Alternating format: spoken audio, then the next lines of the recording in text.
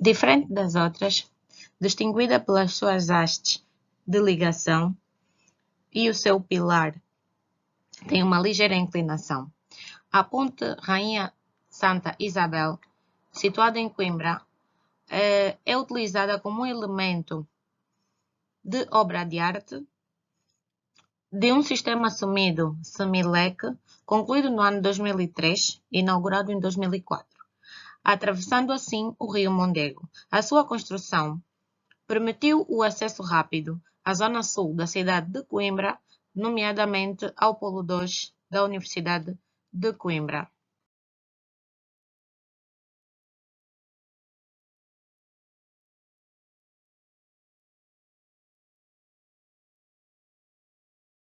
Trago aqui algumas soluções de materiais que foram usados na concepção e na construção estrutural. Trago elementos como o bambu. Em seguida trago elementos urbanos, que são mobiliários, podem ser também considerados como estruturas.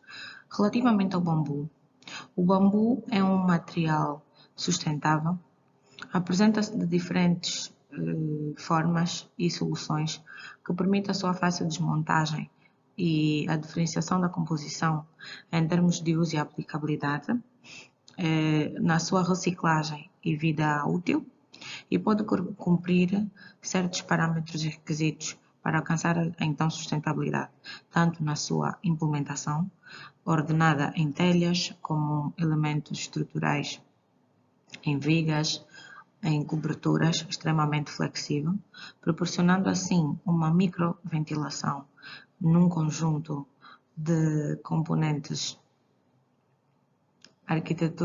da arquitetura bioclimática, o seu nível de impermeabilização, o isolamento, de modos a prevenir descontinuidade.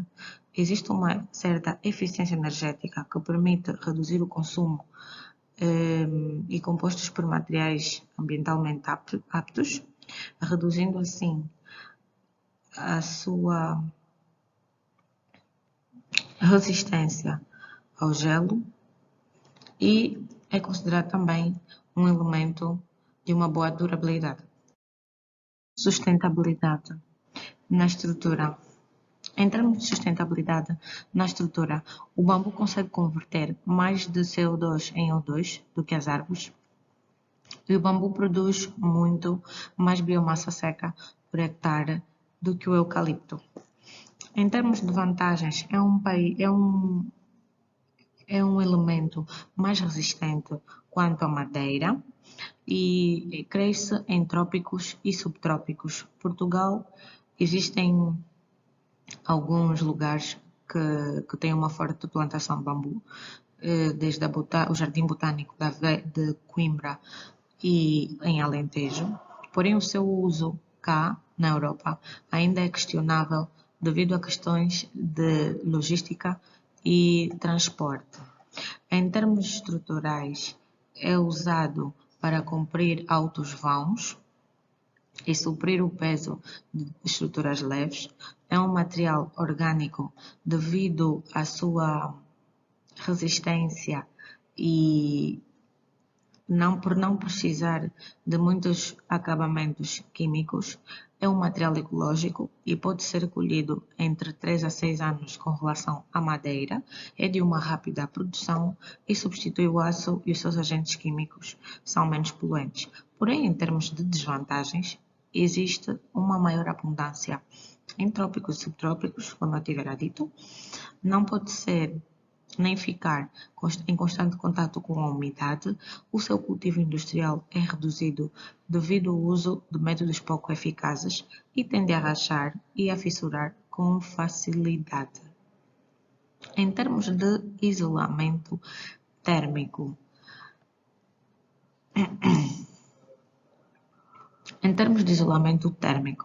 é um condutor de boa resistência ao fogo, devido à sua percentagem natural elevada de teor de sílica e ao tratamento de insetos com ácido bórico, muitas vezes usado como retardador de fogo. E os polos do bambu podem resistir ao fogo e a temperaturas até 400 graus Celsius, tornando ligeiramente mais resistente ao fogo. Os produtos de bambu projetados são tipicamente laminados com uma resina, tornando muito resistente ao fogo. Ou seja, em comparação às telhas cerâmicas, por exemplo, sendo construídas por materiais inorgânicos, não reagem ao fogo, mas alguns acessórios não cerâmicos, como isolamentos térmicos e subtelhas ou telas, entre outros, poderão ter necessidade de apresentar evidências de classificação e reação ao fogo baseados em ensaios. Trouxe este elemento estrutural para ser referido de modos a responder em termos de uso e sustentabilidade estrutural, sendo então ele um mobiliário urbano de fácil uso pela sua polivalência, tanto no exterior quanto no interior. Sendo assim concluído, a arquiteta usou critérios de conceitos polivalentes pela sua malhez e diferentes mudanças, ou seja, pode ser usado como assento, como apoio, como elemento de estudo, como elemento de descanso. Em termos de materiais construtivos, o primeiro assento, que é o zigue-zague, está composto por apenas dois elementos, que é a madeira, que pode ser um elemento extraído e armazenado ou produzido localmente, dependendo assim da zona que poderá ser implementado este mobiliário urbano.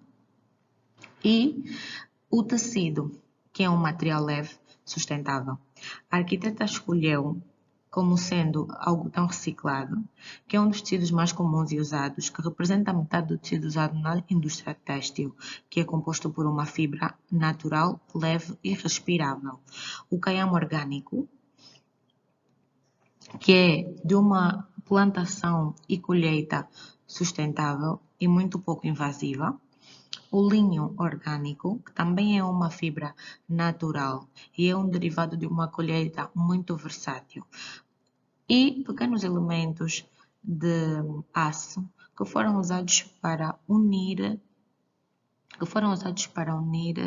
o elemento. Prontos, vi que seria necessário colocá-lo como um exemplo de inovação e sustentabilidade em termos de uma estrutura, porque suporta determinadas cargas e forças que o peso físico, o corpo físico exerce sobre o mesmo, pela sua polivalência, pela sua maleabilidade e flexibilidade no seu uso, leveza, transportação e também pela componente visual e estrutural, que pode ser armazenado e pode ser composto de uma forma rápida, sendo assim distribuído em vários e usado em vários locais, sejam em interiores, em exteriores, como móveis urbanos, como móveis estéticos. E é isto. É também um mobiliário urbano, que pode ser considerado como uma estrutura de construção sustentável, leve, maleável e de uma economia de recursos, com uma manutenção muito pouco exigida e exercendo vantagens e desvantagens na sua aplicabilidade. No seu uso, a arquiteta explica que é feito de um betão leve, misturado por outros agregados e aglomerados leves, e um plástico reciclado de diferentes granulometrias e de uma forma orgânica, ou seja, é um elemento inspirado na natureza, das pedras e no fundo do mar, e é projetado para ser assentos, espreguiçadeiras e mesas de uso coletivo, para se integrar no espaço público ou em lugares de valor paisagístico. Como um elemento combinado em grupos, geram pontos de encontro que convidam à conversa, movimento e jogos de crianças, ou seja, é um material que assume-se que pode ser usado para diferentes tipos de pessoas, em diferentes momentos, em diferentes lugares, sendo assim sempre uma estrutura mobiliária urbana, maleável, muito com uma economia baixa devido à redução de materiais usados neles e também pode ser concebido pela reutilização do betão, ou seja, usando um betão leve. A sua geometria é uma geometria simples e orgânica e tem toda a superfície uma envolvente suave, ou seja, uma mente curvada, e os modelos do fundo do mar são aliviados no seu interior para reduzir o peso e combinando algumas peças de hormigão, moldado sem armadura com acabamento de decapado e outras de plástico reciclado, ou seja, tem um tom leve, um tom azul marinho e é um elemento urbano para se usar no exterior.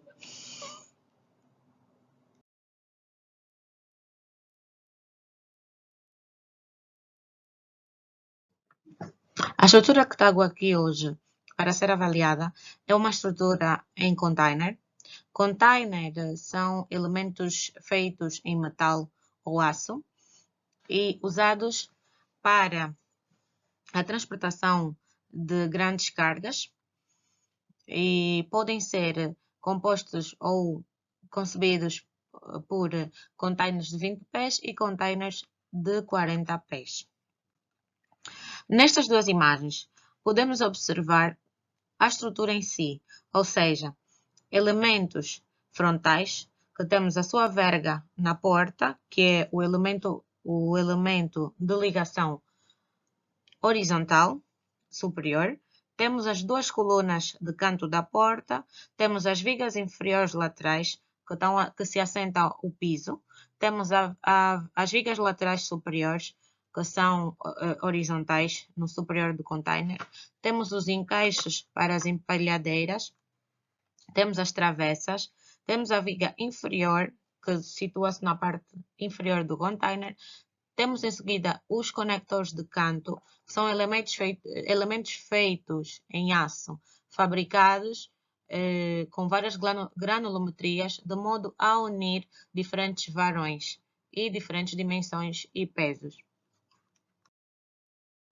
Na segunda imagem, podemos observar o involucro do container.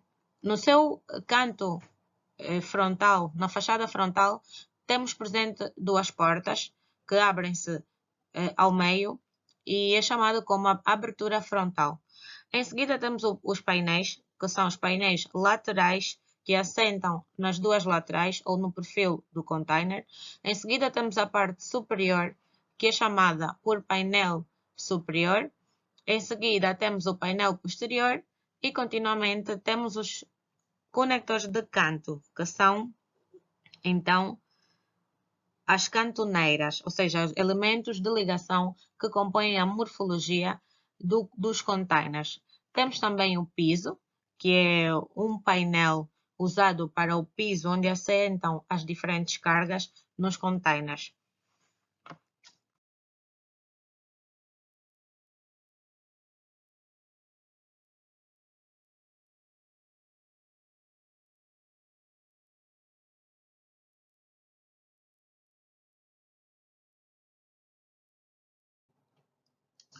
Em questões de modulagem e materiais de tipologia estrutural, decidi avaliar dois elementos que servem como modulagem e têm algum fator em termos de estruturas e existem uma ligação fácil, rápida, dos seus elementos de ligação e são estruturas pré-fabricadas.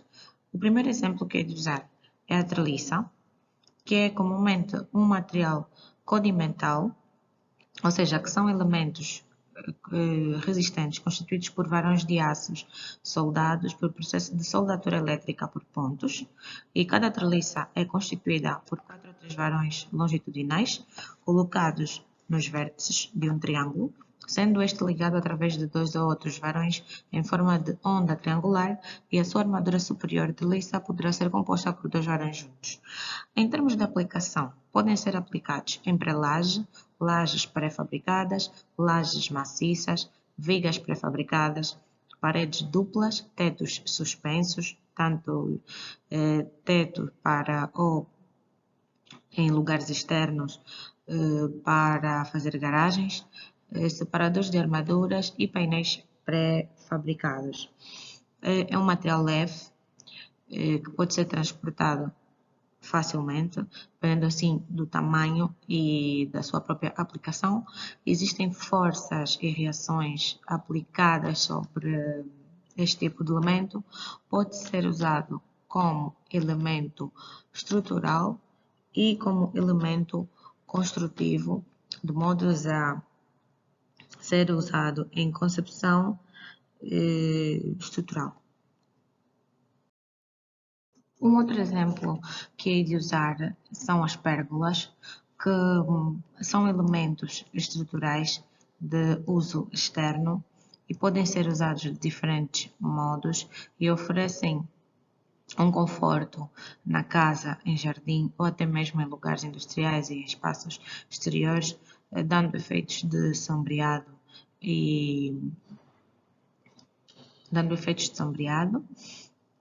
com uma fácil aplicação.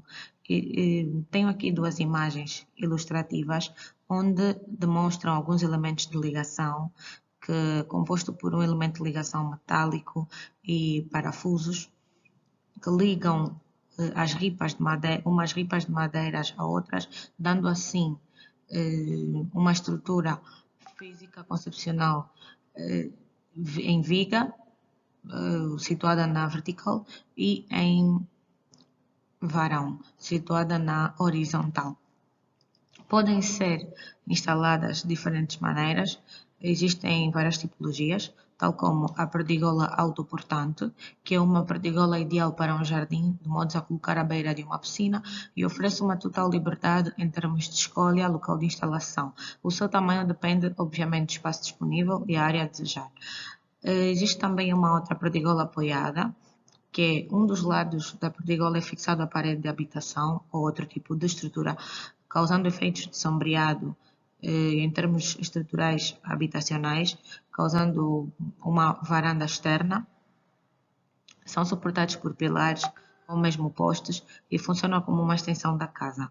Já as perdigolas suspensas são fixadas à parede, tal como uma pérgola apoiada, com a diferença de que não assenta em pilares. Não tem, portanto, qualquer apoio no solo, sendo assim apoiada por um varão de metal. Pode ser um elemento de modelagem e pré-fabricado, de uma fácil transportação devido à sua leveza e de fácil colocação. Em termos de resistência e durabilidade, quando bem revestido, quando bem aplicado, responde questões de resistência e durabilidade, dando um efeito de conforto à própria estrutura ou o seu determinado uso.